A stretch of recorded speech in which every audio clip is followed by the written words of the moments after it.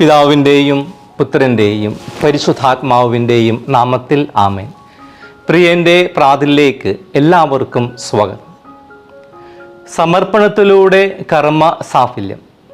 ഈ കഴിഞ്ഞ ദിവസം കോഴിക്കോട് അന്തരിച്ച ഒരു ഡോക്ടറിനെ കുറിച്ച് ഒരു പ്രമുഖ ദിനപത്രം നൽകിയ വാർത്തയിലെ തലക്കെട്ടാണത്.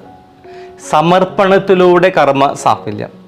IMHANS institute of mental health and neuro സയൻസിൻ്റെ സ്ഥാപകൻ ഡോക്ടർ പി കൃഷ്ണകുമാറിനെ കുറിച്ചുള്ള ചരമ വാർത്തയായിരുന്നു അത്. സമർപ്പണത്തിലൂടെ കർമ്മ സാഫല്യം. ഇംഹാൻസിൻ്റെ സ്ഥാപകനായിട്ട് ഡോക്ടർ പി കൃഷ്ണകുമാർ എന്നും ഓർമ്മിക്കപ്പെടുക ചികിത്സാ രംഗത്ത് സമർപ്പണത്തിലൂടെ സാഫല്യം കണ്ടെത്തിയ വ്യക്തി എന്ന നിലയിലായിരിക്കും. കാരണം അദ്ദേഹം അത്രമാത്രം തൻ്റെ ജീവിതം മറ്റുള്ളവർക്ക് വേണ്ടിയിട്ട് സമർപ്പിച്ചു. സൗമ്യത കൈവിടാതെ സർക്കാർ സംവിധാനങ്ങളിൽ ഇടപെട്ട് മികച്ച ചികിത്സാ സൗകര്യങ്ങൾ കോഴിക്കോട് ഇംഹാൻസിൽ എത്തിച്ചു. ഇംഹാൻസിനെ സംസ്ഥാനത്തെ മാതൃക പഠന ഗവേഷണ ചികിത്സ കേന്ദ്രമാക്കി ഉയർത്തിയതാണ് അദ്ദേഹത്തിൻ്റെ പ്രധാന നേട്ടങ്ങളൊന്ന്. മാനസികാരോഗ്യ പരിപാലനത്തെയും ചികിത്സയും സാധാരണക്കാരിൽ എത്തിച്ചതുൾപ്പെടെ മാതൃകപരമായിട്ടുള്ള നിരവധി പദ്ധതികൾ അദ്ദേഹം നടപ്പാക്കി. 2009 കേന്ദ്ര സർക്കാരിൻ്റെ മികവിൻ്റെ കേന്ദ്ര പദ്ധതിയിൽ കുതിരവട്ടം കേന്ദ്രവും ഉൾപ്പെട്ടു. മാനസിക രോഗ ചികിത്സയ്ക്ക് പ്രത്യേക സൗകര്യങ്ങളില്ലാതിരുന്ന ആരോഗ്യ കേന്ദ്രങ്ങളെത്തി ചികിത്സ നൽകുവാൻ അദ്ദേഹം തുടക്കമിട്ട കമ്മ്യൂണിറ്റി മെൻ്റൽ ഹെൽത്ത് പദ്ധതിയും വിപ്ലവകരമായിട്ട് മാറി. ഓട്ടിസം പോലെയുള്ള അസുഖങ്ങൾക്ക് മൊബൈൽ ഇൻ്റർവെൻഷൻ പദ്ധതി, ഗോത്ര വിഭാഗങ്ങൾക്കായിട്ടുള്ള ട്രൈബൽ മെൻ്റൽ ഹെൽത്ത് പദ്ധതി എന്നിവ അദ്ദേഹമാണ് മികവുറ്റതാക്കി മാറ്റിയത്. ശാരീരിക ആരോഗ്യം പോലെ മാനസിക ആരോഗ്യം പ്രധാനമാണെന്നും കൂടുതൽ ഗവേഷണ പ്രവർത്തനങ്ങൾ ആവശ്യമാണെന്നുമെന്നായിരുന്നു അദ്ദേഹത്തിൻ്റെ നിലപാട്. അദ്ദേഹത്തിൻ്റെ വിയോഗമറിഞ്ഞ് വീട്ടിലേക്ക് ഓടിയെത്തിയവരും സാമൂഹ്യ മാധ്യമങ്ങളിൽ വേദന പങ്കുവച്ചവർ എല്ലാവരും തന്നെ ഒരേപോലെ അദ്ദേഹത്തിൻ്റെ ലാളിത്യം നിറഞ്ഞ പെരുമാറ്റത്തെക്കുറിച്ചാണ് സംസാരിച്ചത്. കാരണം സമർപ്പണത്തിൻ്റെ ജീവിതമായിരുന്നു ഡോക്ടർ പി കൃഷ്ണകുമാറിൻ്റെത്. അതിനാൽ തന്നെ ഈ തലക്കെട്ട് വളരെ അർത്ഥവത്തായിട്ട് എനിക്കും തോന്നി. സമർപ്പണത്തിലൂടെ കർമ്മ സാഫല്യം. പ്രിയപ്പെട്ടവരെ, ഇങ്ങനെ വ്യത്യസ്തമായിട്ടുള്ള മേഖലയിൽ ജീവിതം മുഴുവനുമായി സമർപ്പിച്ച നിരവധിയായിട്ടുള്ള വ്യക്തികൾ ഇന്നും നമ്മുടെ സമൂഹത്തിലുണ്ട്. നമുക്ക് മുൻപേ കടന്നുപോയവരുണ്ട്. രാഷ്ട്രീയ, സാമൂഹിക, സാംസ്കാരിക, ശാസ്ത്രീയ ഉന്നമനത്തിന് വേണ്ടി ജീവിതം മുഴുവനുമായി സമർപ്പിച്ച നിരവധി വ്യക്തികൾ. മഹാത്മാഗാന്ധിജി, നെൽസൺ മണ്ടേല, വിശുദ്ധ Mother Teresa, APJ Abdul Kalam, അങ്ങനെ നിരവധി വ്യക്തികൾ. ഇവരുടെയെല്ലാം ജീവിതം സമർപ്പണത്തിൻ്റെ കർമ്മ സാഫല്യമായിരുന്നു. കാരണം അവർ എല്ലാവരും തന്നെ വ്യത്യസ്തമായിട്ടുള്ള കർമ്മ മണ്ഡലത്തിൽ സമൂഹ നന്മയ്ക്ക് വേണ്ടി പൂർണ്ണമായ ജീവിതം സമർപ്പിച്ചവരാണ്. അതിനാൽ തന്നെ അവർ എന്നും നമ്മുടെ ഓർമ്മകളിൽ നിലകൊള്ളും. ഇന്നത്തെ വചനഭാഗത്ത് മറ്റൊരു സമർപ്പണം കാണുവാനായിട്ട് സാധിക്കും. ഈശോയുടെ ദേവാലയ സമർപ്പണം. കത്തോലിക്ക തിരുസഭ എന്ന് നമ്മുടെ കർത്താവായ ഈശ്വമിശിഹായുടെ സമർപ്പണ തിരുനാൾ സാഘോഷം കൊണ്ടാടുകയാണ്. വിശുദ്ധ ഔസപിതാവും മാതാവും യേശുവിൻ്റെ ജനനശേഷം ജെറുസലേം ദേവാലയത്തിൽ കൊണ്ടുചെന്ന് ശിമയോൻ എന്ന മഹാത്മാവിൻ്റെ കരങ്ങളിൽ സമർപ്പിച്ചതിൻ്റെ ഓർമ്മ തിരുനാൾ. സുവിശേഷത്തിൽ നമ്മൾ വായിച്ചു കേൾക്കുന്നു, മോശയുടെ നിയമമനുസരിച്ച് ശുദ്ധീകരണത്തിനുള്ള ദിവസങ്ങൾ പൂർത്തിയായപ്പോൾ അവർ അവനെ കർത്താവിന് സമർപ്പിക്കുവാൻ ജെറുസലേമിലേക്ക് കൊണ്ടുപോയി. ഈ സമർപ്പണ തിരുനാളിൻ്റെ പശ്ചാത്തലത്തിൽ 5 വ്യത്യസ്തമായിട്ടുള്ള സമർപ്പണങ്ങൾ, പൂർണ്ണമായിട്ടുള്ള സമർപ്പണ ജീവിതങ്ങൾ വചനഭാഗത്ത് കാണുവാൻ സാധിക്കും. ശിമയോൻ്റെ സമർപ്പണം, അന്നയുടെ സമർപ്പണം, പരിശുദ്ധ അമ്മയുടെ സമർപ്പണം, വിശുദ്ധ ഔസപിതാവിൻ്റെ സമർപ്പണം, ഈശോയുടെ സമർപ്പണവും. എപ്രകാരമായിരുന്നു ശിമയോൻ്റെ സമർപ്പണം? നമ്മൾ വചനത്തിൽ വായിക്കുന്നു. ലൂക്ക 2:25 മുതൽ 27 വരെയുള്ള വചനത്തിൽ, ജെറുസലേമിൽ ശിമയോൻ എന്നൊരുവൻ ജീവിച്ചിരുന്നു. അവൻ നീതിമാനും ദൈവഭക്തനും ഇസ്രായേലിൻ്റെ ആശ്വാസം പ്രതീക്ഷിച്ചിരുന്നവനുമായിരുന്നു. പരിശുദ്ധാത്മാവ് അവൻ്റെ മേലുണ്ടായിരുന്നു. കർത്താവിൻ്റെ അഭിഷക്തനെ കാണുന്നവരെ മരിക്കയില്ലെന്ന് പരിശുദ്ധാത്മാവ് അവന് വെളിപ്പെടുത്തിയിരുന്നു. ശിമയോൻ നീതിമാനും ദൈവഭക്തനും ഇസ്രായേലിൻ്റെ ആശ്വാസം പ്രതീക്ഷിച്ചവനുമായിരുന്നു. മാത്രമല്ല, ദൈവത്തിൻ്റെ ആത്മാവ് പരിശുദ്ധാത്മാവ് അവൻ്റെ മേലുണ്ടായിരുന്നു. ദൈവത്തിൻ്റെ ഹിതമനുസരിച്ചുള്ള ഒരു ജീവിതമായിരുന്നു ശിമയോൻ്റേത്.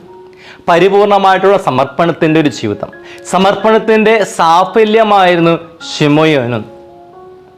ദൈവത്തിനെ ലോകരക്ഷകനെ കാണുവാനുള്ള, കൈകൾ വഹിക്കുവാനായിട്ടുള്ള ഭാഗ്യം ലഭിച്ചത് മൂലം വചനത്തിൽ നമ്മൾ വീണ്ടും വായിക്കുകയാണ്. ലൂക്ക 2:28 മുതൽ 31 വരെയുള്ള വചനത്തിൽ ശിമയോൻ ശിശുവിനെ കയ്യിലെടുത്ത് ദൈവത്തെ സ്തുതിച്ചുകൊണ്ട് പറഞ്ഞു, കർത്താവേ, അവിടുത്തെ വാഗ്ദാനം അനുസരിച്ച് ഇപ്പോൾ ഈ ദാസനെ സമാധാനത്തിൽ വിട്ടയക്കണം. എന്തെന്നാൽ സകല ജനതകൾക്ക് വേണ്ടി അങ്ങ് ഒരുക്കിയിരിക്കുന്ന രക്ഷ എൻ്റെ കണ്ണുകൾ കണ്ടു കഴിഞ്ഞു. ദേവാലയത്തിൽ, ദൈവസന്നിധിയിൽ വർഷങ്ങളോളം ജീവിതം പൂർണ്ണമായി സമർപ്പിച്ച ഒരു വ്യക്തിയാണ് അന്ന എന്ന പ്രവാചിക. വചനത്തിൽ നമ്മൾ വായിക്കുന്ന ലൂക്ക 2:26 മുതൽ 38 വരെ വചനത്തിൽ ഫനുവേലിൻ്റെ പുത്രിയും ആശേർ വംശജയുമായ അന്ന എന്നൊരു പ്രവാചിയും അവിടെ ഉണ്ടായിരുന്നു. ഇവള് കന്യക പ്രായം മുതൽ 7 വർഷം ഭർത്താവിനോടൊത്ത് ജീവിച്ചു. 84 വയസ്സായ ഈ വിധവ ദേവാലയം വിട്ടുപോകാതെ രാപ്പകൽ ദൈവത്തെ സ്തുതിച്ചുകൊണ്ട് ഉപവാസത്തിലും പ്രാർത്ഥനയിലും കഴിയുകയായിരുന്നു. ദൈവസന്നിധിയിലുള്ള ഈ ജീവിതം, ഉപവാസത്തിലും പ്രാർത്ഥനയിലുമുള്ള ഈ സമർപ്പണ ജീവിതത്തിന് ദൈവം വലിയൊരു പ്രതിഫലം നൽകുകയാണ്. രക്ഷകനെ കാണുവാനും ആ രക്ഷകനെ കുറിച്ച് മറ്റുള്ളവരോട് പ്രഘോഷിക്കുവാനും. വീണ്ടും നമ്മൾ വചനത്തിൽ വായിക്കുന്നു, അവൾ അപ്പോൾ തന്നെ മുൻപോട്ട് വന്ന് ദൈവത്തെ സ്തുതിക്കുകയും ജെറുസലേമിൽ രക്ഷ പ്രതീക്ഷിച്ചുകൊണ്ടിരുന്ന എല്ലാവരോടും ശിശുവിനെക്കുറിച്ച് സംസാരിക്കുകയും ചെയ്തു. അങ്ങനെ സമർപ്പണത്തിൻ്റെ ജീവിതത്തെ ദൈവം അനുഗ്രഹിക്കുകയാണ് ചെയ്തത്. നിയമപ്രകാരമുള്ള അനുഷ്ഠാനങ്ങൾക്കായി ശിശുവായ യേശുവിനെ മാതാപിതാക്കന്മാർ ദേവാലയത്തിൽ കൊണ്ടുചെന്നെന്നാണ് വചനത്തിൽ എഴുതി വച്ചിരിക്കുന്നത്.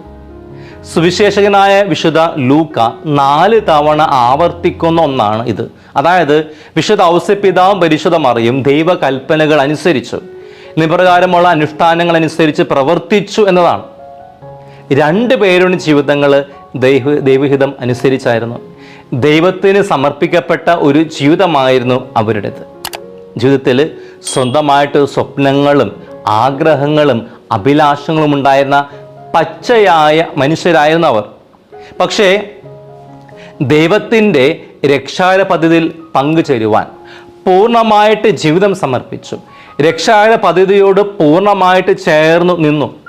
അതിനായിട്ട് ജീവിതത്തിലെ പല സ്വപ്നങ്ങളും ആഗ്രഹങ്ങളും അഭിലാഷങ്ങളും വേണ്ടെന്ന് വയ്ക്കുകയും ദൈവത്തിന് വേണ്ടി വേറെ ചില കാര്യങ്ങൾ അവർ ഏറ്റെടുക്കുകയും ചെയ്തു.